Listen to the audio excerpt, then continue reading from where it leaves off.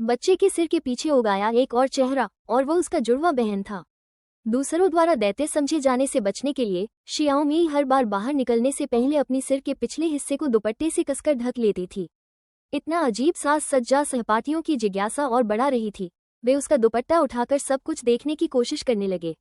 भले ही दुपट्टा अस्थायी रूप से रहस्य को छुपाए रख रहा था, सहपाठी और भी बेशर्म होकर उसके बाल खींचने लगे। उसकी बहन लोगों के सामने उजागर होने वाली थी।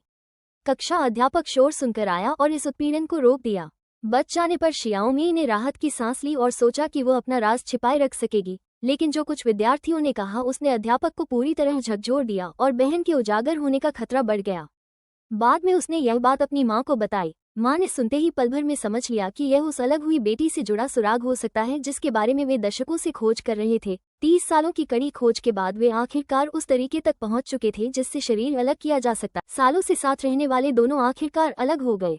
वे भावुक होकर एक दूसरे को गले लगे। उनकी खुशी 3 सेकंड भी नहीं टिकी कि वे फिर से एक हो गए। ये देखकर दोनों तुरंत घबरा उठे और प्रश्न लेकर वे फिर से किसी पुरोहित के पास पहुंचे। पुरोहित ने पहले उन्हें बताया कि केवल रात में ही वे पूरी तरह अलग हो सकते हैं। जब जुएहुआ ने पूछा क्या यही स्थायी अलग होने का तरीका है, तो उसे कहा गया कि पहले अपनी आंखें बंद कर लो। जुएहुआ ने पूरी तरह सिर झुका लिया और मौके पर कोई शिकायत नहीं की। माँ की सफल समझाने के बाद अगले दिन उसने फिर से दोनों को अलग करने में मदद की। हुआगू कबीले की हिम्मत लेकर शिनेई के मनपसंद युवक शुआई से मिलने गई। उन्होंने कुछ भी कहने से परहेज करने का निश्चय किया।